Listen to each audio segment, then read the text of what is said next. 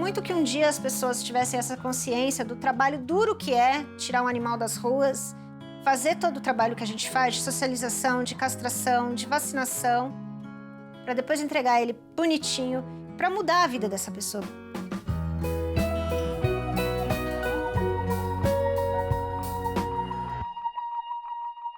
O termo protetora, né, que a gente utiliza, é aquela pessoa que resgata, é aquele que vai a campo, que ele recolhe o animal em uma situação vulnerável, em uma situação de maus tratos e dá a ele um tratamento digno. O protetor de ONG independente tem que ser extremamente reconhecido e valorizados. Esses abrem mão do convívio das suas famílias, do seu tempo, finanças, tudo em função dos animais.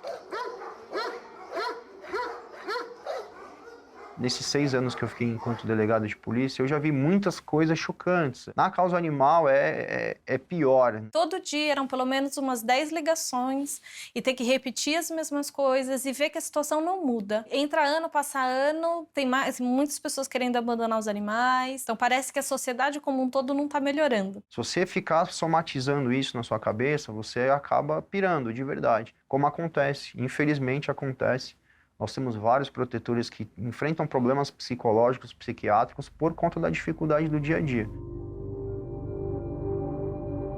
O burnout, ele é um esgotamento relacionado ao trabalho. Quando você trabalha muito, você se sente esgotado, você se sente drenado, você se sente inábil no seu trabalho.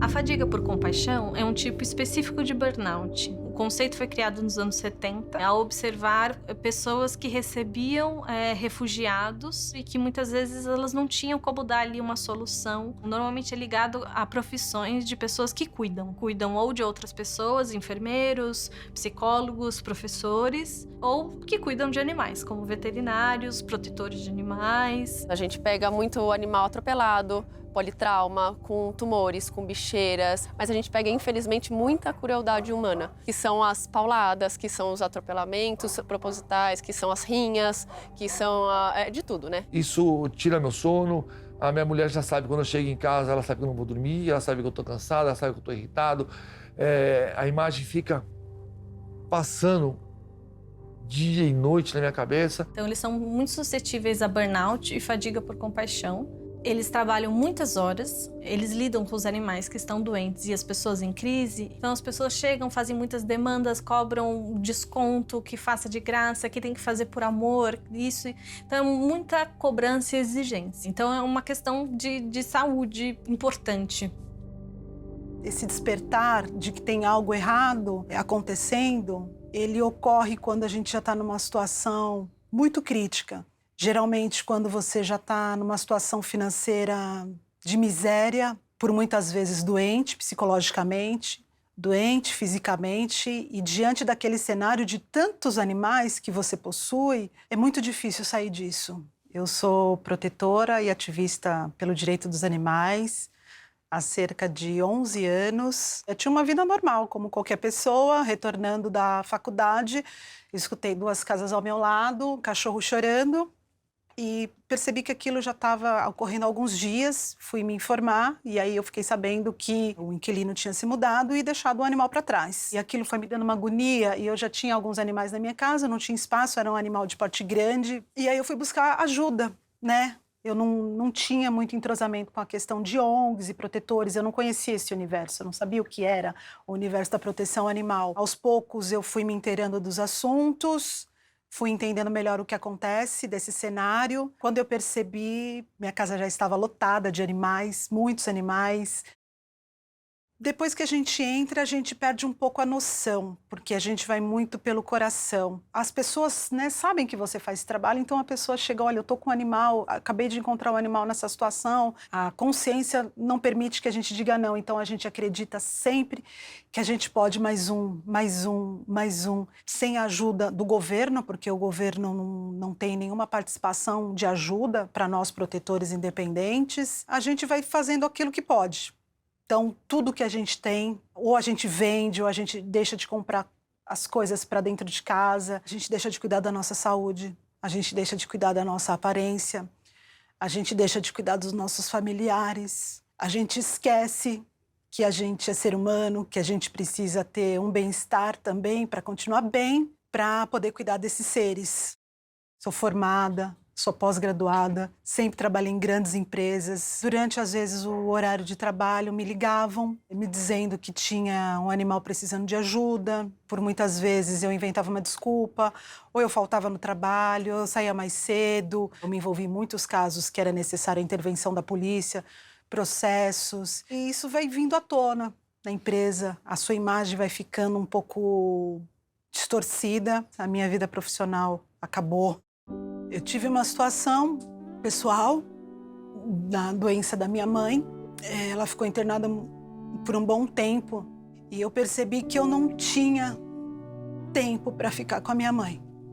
Eu não tinha dinheiro para colocar alguém para cuidar dos meus animais, para que eu pudesse ficar com a minha mãe nos últimos momentos de vida dela. Isso para mim foi muito doloroso. Acho que foi um momento que eu parei para pensar sobre a minha vida, sobre a minha família, sobre a minha filha, sobre a minha mãe que eu estava perdendo.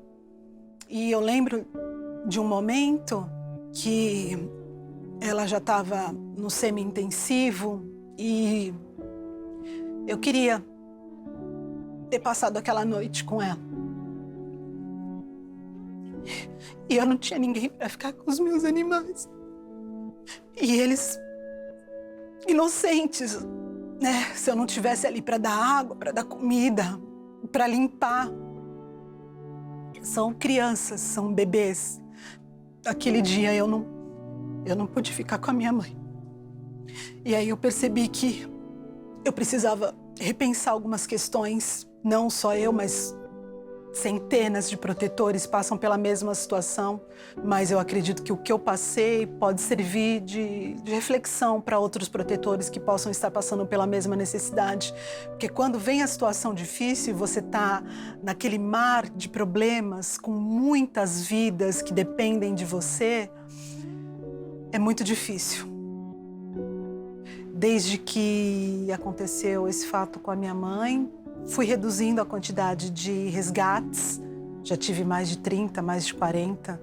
Acredito que nesse período todo, centenas de animais, perdi a conta de quantos animais eu já resgatei. Mais de 10 anos, né, ainda seguindo, com muitos traumas, muitas dores, muitos animais que eu tentei salvar, que eu não consegui, mas uma infinidade. Centenas de animais que eu consegui recuperar e que hoje eles têm uma vida maravilhosa.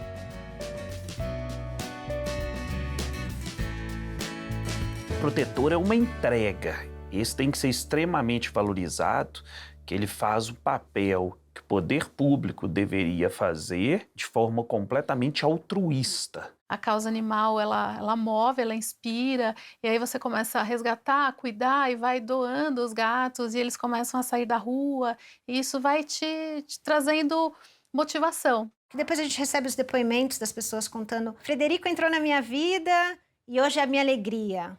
Eu não salvei ele que me salvou. Isso é muito comum escutar no meio de proteção e de resgate, né? Parece tudo muito fácil, a gente faz parecer que seja muito fácil, porque a gente entrega o gato cuidado, bonito e não sei o quê. Mas quando eles chegam pra gente, eles chegam maltratados, eles chegam doentes, eles chegam traumatizados e que existe um trabalho muito grande atrás disso e que é feito só por amor.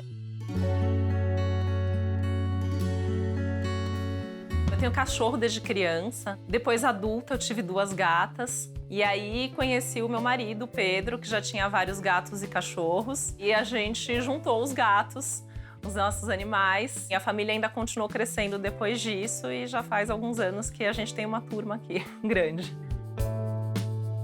A gente tem hoje 23 gatos, 2 cachorras.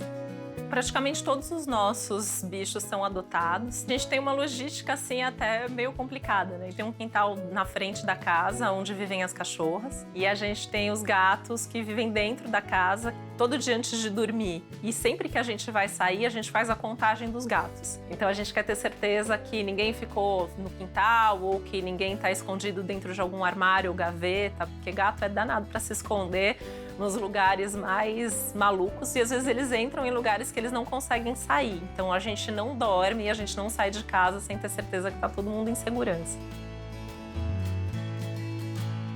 Os meus outros filhos, né, no meu casamento anterior, que já são adolescentes, eles batizaram alguns gatos com nomes de planetas. E isso antes de eles conhecerem a Titi. Aí depois que eles conheceram a Titi e ficaram sabendo que ela era astróloga, foi uma feliz coincidência. Então a gente tem Vênus, tem Urano, tem Mercúrio, Saturno, Júpiter, tem a Lua, tem o Sol. Eu sou advogada de formação, né? Fiz direito, tenho uma primeira pós-graduação, especialização no direito, trabalhei como advogada. A astrologia era meu hobby desde a adolescência. Então meus amigos, para quem eu fazia os mapas para treinar, começaram a querer pagar pela consulta. E aí a astrologia acabou virando trabalho. Os animais, eles são um tema constante em consultas astrológicas. Então, as pessoas vêm perguntar muitas vezes, eu tô a fim de adotar, eu tô a fim de ter mais um, será que é o momento? As pessoas perguntam muito, tá tudo bem com o meu cachorro, né? Tá tudo bem com o meu gato? Já tenho um cachorro que é velhinho, será que ele corre algum tipo de risco de saúde? É possível ver num mapa natal de uma pessoa, nas casas astrológicas, essa relação no mapa da pessoa com animais, com adoção, com família. A gente criou, né, já faz alguns anos, né, o Pet Astral, né? Ela tem feito as postagens, a gente chegou a ter um canal no YouTube para justamente falar dessa relação dos seres humanos com os animais, os seus animais de estimação, de adoção.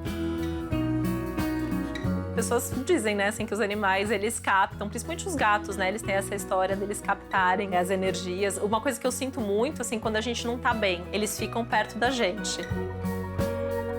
A gente tem uma gata chamada Lua. E a Lua, ela teve filhote 2 vezes. Então, a gente tem alguns filhos da Lua aqui. E além de Lua, na astrologia, tem a ver com a maternidade. Quando eu entrei em trabalho de parto, que eu fiz os exames num sábado, e a pessoa que fez o exame falou, sua filha tá tranquila aí na tua barriga. Acho que ela vai ficar aí mais 1 semana. De madrugada, eu acordei com contração. E a Lua, gata, veio chorando, miando, e ficou perto da minha barriga. E ficou ali miando. Miando. A gente falou, pronto, a gente com certeza tô em trabalho de parto e eu tava mesmo. Então a gente tem essa sensação que ela teve esse feeling, esse sentido, não sei como a gente pode chamar, de que eu tava em trabalho de parto e ela, como uma gata mãe e chamada Lua, ficou ali perto para ajudar a gente. Um monte de gente ficava perguntando o que a gente ia fazer com os gatos quando a criança nascesse, né? Assim, um absurdo, porque as pessoas têm essa visão que ou você tem bichos ou você tem criança. E minha filha nasceu feliz no meio de todos esses gatos. E aí a Luísa foi descobrindo os gatos, né? Então, assim, os gatos, segundo a veterinária, eles sabem que o bebê é filhote. E por saber que o bebê é filhote, eles têm um respeito. Então, assim, ela ia brincar com os gatos, eles deixavam. Os gatos que eram mais arredios, os gatos que às vezes não gostam tanto de apertar, foram ensinando aos poucos que eles precisavam desse respeito e desse espaço. Só que o que começou a acontecer? Quando a minha filha via cachorro na rua, ela ia pra cima como se fosse gato. E a gente começou a ficar com medo de algum momento ela ser mordida por um cachorro. E aí, quando ela fez 1 ano, a gente adotou a Nina, que é uma cachorra vira-lata, e a gente deu de presente para ela de 1 ano uma cachorra. Eu penso que as crianças, elas crescem num ambiente que é mais saudável, que é mais cheio de amor, de afeto. Eu acho que os animais ensinam demais para as crianças. Você aprender a respeitar, você saber que outro ser vivo pode também compartilhar com você vários momentos, você cuidar dos outros e também nos mostra que nós não somos o centro do mundo, que a gente precisa conviver com as outras espécies, né? A espécie humana não é a mais importante que está nesse planeta, ela é uma das. Então a gente tem que saber conviver, então nos dá uma consciência socioambiental, acho que isso é muito importante. Sei que a gente tem uma família que é um pouco diferente da média e é família mesmo, a gente considera, né? A gente até fala assim, os gatos são como nossos filhos, as cachorras são como nossas filhas. A gente nunca tá sozinho aqui em casa, né? Então a gente sempre tem companhia, sempre tem alguma coisa acontecendo, sempre tem uma fofura para registrar. Eu adoro a nossa família. Eu acredito que para resolver o problema dos animais abandonados é necessário políticas públicas e informação. É uma questão de conscientização, incutir na mentalidade das pessoas que o animal, ele dá trabalho. Atacar a base para mudar a cultura. Quando você fala em temas polêmicos até da causa animal, de rodeio, de charrete, de várias situações, está totalmente atrelado à cultura. Então, como você muda a cultura? Né? Pelos costumes, pelo dia a dia e pela educação. Porque muitas vezes a pessoa que está com o animal numa situação de maus tratos, ela desconhece que aquilo é uma situação de maus tratos. Deixar um animal acorrentado, deixar um animal doente, ou então não poder mais cuidar do animal e abandonar na rua. Boa parte da sociedade ainda não conhece que aquilo é um crime, né? Que aquilo não é correto de ser feito. Às vezes eu falando, o Bruno falando e fazendo uma postagem em si só, o pai, a mãe, que já tem uma cultura ali que animal é coisa, que animal tem que ficar amarrado, ele não vai absorver aquilo de uma forma totalmente aberta. Mas se o filho dele de 10 anos chegar, mãe, não deixa o cachorro preso, ele vai ter uma leitura totalmente diferente, que é essa mudança cultural que a gente briga para transformar. A mídia pode educar a sociedade para uma nova consciência em relação aos animais. Isso vem acontecendo. A imprensa e todos os veículos de mídias, mídias sociais, têm papel super importante na transformação. Para o governo federal, os animais de rua são um problema de saúde. Eles transmitem doenças para nós. A mesma visão antropocêntrica, né? Eles nos causam problemas. Os animais sem lar têm que ser colocados num guarda-chuva de respeito, de carinho, e não serem vistos como um problema de saúde. Tinha que ter uma secretaria especial dos direitos animais ligada à presidência da República. É só assim que começa a resolver o problema, com muita pressão da sociedade. Todos esses animais, ou todo animal, deveria ser chipado. É possível tirar o chip? É possível tirar o chip, mas é mais difícil do que uma plaquinha no pescoço. No momento em que essa necessidade for estabelecida de uma forma mais concreta e a gente microchipar os nossos animais, que é o que acontece em muitos países, a gente vai não só ser capaz de achar animais perdidos, mas também de responsabilizar aquelas pessoas pelos animais que são abandonados. Então, a gente precisaria de uma política pública que tivesse essa característica, então, identificar os animais de forma suficiente, que permita à polícia, aos órgãos de repressão, a nós, Ministério Público, ir atrás da pessoa que o abandonou. E, sem dúvida nenhuma, grandes campanhas de esterilização, de políticas públicas de castração sérias. Não só para ganhar eleição, não só para tirar foto, e uma coisa, sabe, com estudo, com ciência, com pesquisa, com projeções, e feita, assim, em âmbito nacional.